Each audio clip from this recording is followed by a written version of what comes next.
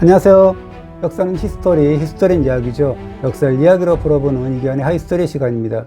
10월 9일까지 국립중앙박물관에서 열리고 있는 영원한 여정 특별한 동행 특별전을 살피던 저의 시선을 확 잡았건 유물이 석점 있었습니다. 셋 다 1926년 경주 황남동에서 출토된 토우장식 뚜껑들이었는데요. 하나는 지름이 10.5cm 정도 되는 뚜껑 위에 난근이 떡하니 서 있더라고요. 그런데 글쎄 뚜껑 위에 표현된 사람들이 그 난근을 향해서 엎드려 절하고 있었습니다. 또 한 점은 적나라하게 사랑을 나누는 남녀를 향해서 절을 하는 사람들을 표현한 토우장식 뚜껑이었습니다. 모두 경배하라 난근, 경배하라 사랑, 이런 주제 같았어요. 두 토우 옆에는 남성성과 여성성을 도드라지게 강조한 토우장식 뚜껑이 전시되어 있었습니다. 물론 셋 다 처음 보는 유물조합이었습니다. 박물관에 물어봤더니 3년 전부터 원래 분리된 채 수습되었던 토우 조각들을 붙여서 이번에 처음 공개했다고 하더군요. 그러나 접합해놓고 보니까 이 도기들 위해 표현하고자 했던 1600년 전 장인의 이야기가 생명력을 얻게 되었다는 거죠. 이들 토우들 외에도 이번에 도기 위에 제대로 붙여 공개한 유물이 모두 97점입니다. 일제 강점기인 1926년 경주 황남동에서 수습된 것들이죠.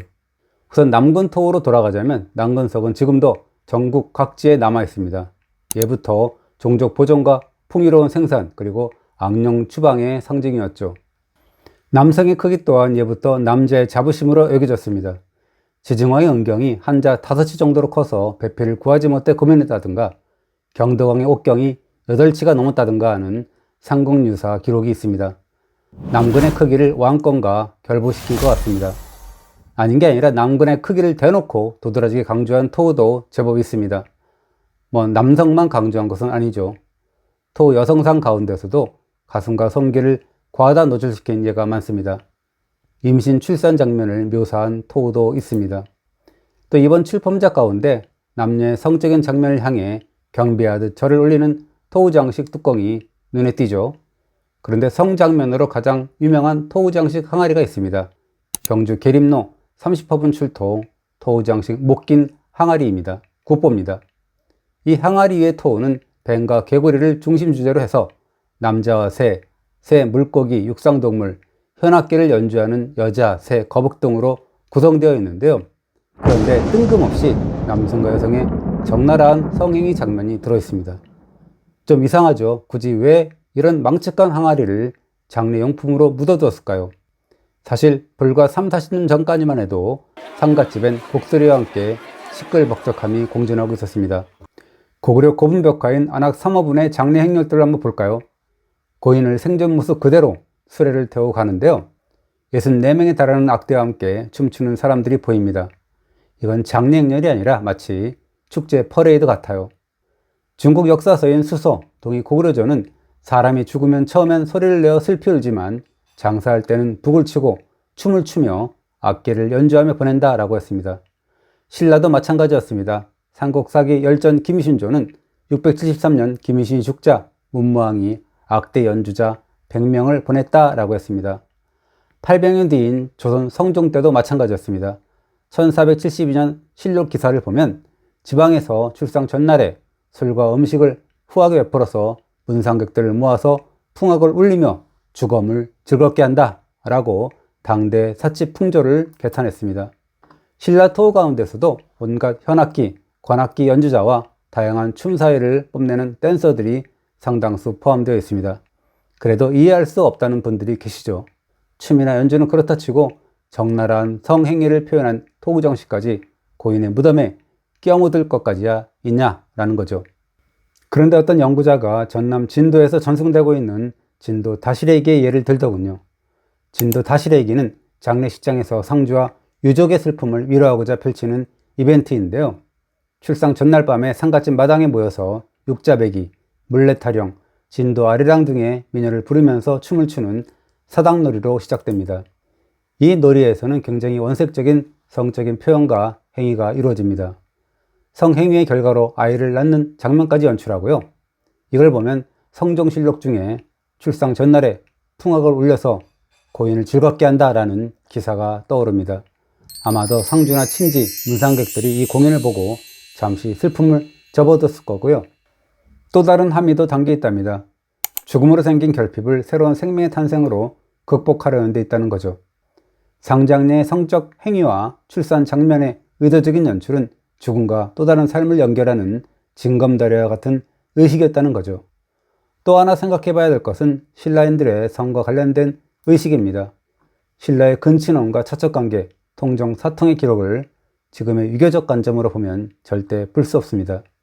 삼국사기를 편찬한 김부식은 신라는 같은 성씨를 아내로 맞이할 뿐 아니라 형제 자식이나 고종, 이종 자매까지를 아내로 삼았다.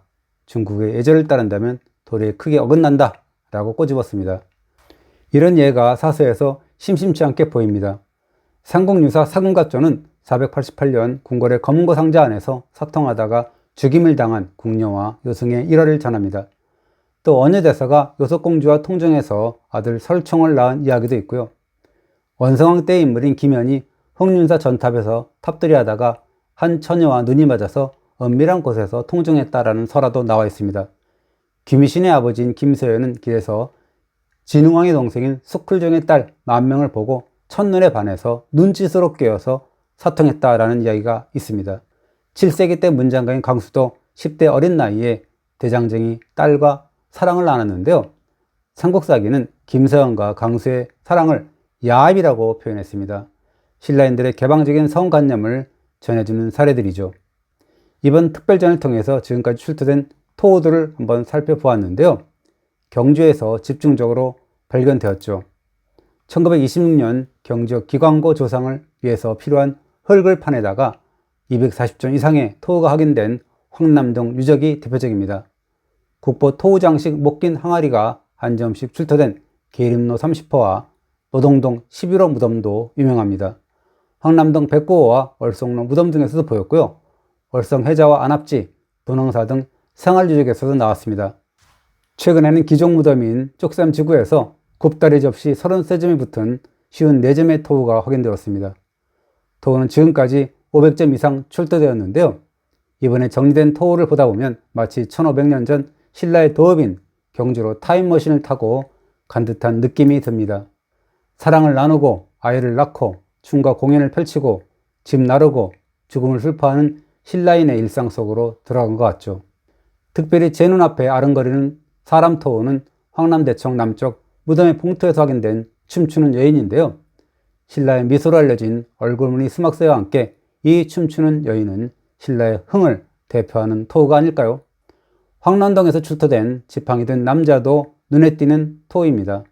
삼국사기를 보면 664년 문무왕이 70세가 되어서 은퇴를 정한 김유신에게 등받이와 지팡이를 하사했다라는 기록이 있는데요.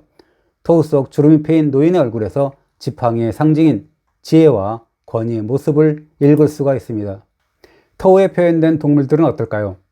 계림로 30호분 출토 국보 토호 장식 먹긴 항아리에 뱀과 개구리가 이야기의 중심축처럼 표현되어 있고요. 다른 토호에서도 뱀과 개구리의 조합은 상당히 빈번하게 발견됩니다. 개구리는 많은 알을 낳고 뱀은 번식력이 강해서 생명력을 상징합니다. 뱀은 성장 과정에서 허물을 벗으면서 자라는 동물이죠. 재생과 영생의 의미를 지니기도 합니다. 그렇다면 뱀이 개구리를 잡아먹는 듯한 장면은 어떻게 설명할까요? 뱀을 남자, 개구리를 여자에 비유해서 두 동물의 결합으로 생명의 탄생, 번식, 생명력 등을 표현하고 있답니다. 그렇다면 거북과 자라는 어떨까요? 두 동물은 바다와 육지를 자유롭게 넘나드는 존재죠. 이승과 저승의 세계를 연결하고 영혼을 인도하는 존재로 인식했을 겁니다. 또한 개와 말, 돼지, 소 같은 친숙한 동물이나 호랑이, 표범, 멧돼지 같은 동물들도 다수 표현했는데요. 저는 그 중에서도 강아지가 어미의 꼬리를 물면서 장난치는 토우와 어미개가 강아지의 목덜미를 물어옮기는 토우가 눈에 띄더군요. 얼마나 귀엽고 사랑스러운지. 이와 같은 토우 장식 도기는 신라에 불교가 도입된 6세기에 들어서면 사라지는데요. 6세기 개막과 함께 왕이 오른 지증왕이 순장을 금하고 왕이 호칭을 사용하면서 상법법을 제정하는 등 상장례를 개편하게 되죠. 지증왕의 뒤를 이은 법흥왕이 율령을 반포하고 불교를 공인하죠. 이 무렵부터 무덤 조성 방식도 돌무지 덧날 무덤에서 돌방 무덤으로 바뀌고요. 결국 토호로 대표되는 토속적인 상장례 문화는 급변하는 신라사의 소용돌이 속에서 사라지게 됩니다. 매장에서 화장으로 바뀌는 요즘의 급격한 변화와 다르지 않습니다. 이번 국립중앙박물관 특별전에는 토호뿐만 아니라 상형 도기까지 총 332점이 출품되는데요. 토호나 상형도기나 모두 1600년 전 인물과 동물 혹은 사물을 빚은 것이죠. 장성의례가 어떻고 현세와 내세의 삶이 어떻고 하는 어려운 내용보다 그냥 당대 신라인들의 삶의 모습과 생활상을 보고 느끼면 그것으로 100% 만족감을 느낄 것 같습니다. 오늘도 잘 보셨다면 구독 눌러주시고요. 좋아요도 부탁합니다. 감사합니다.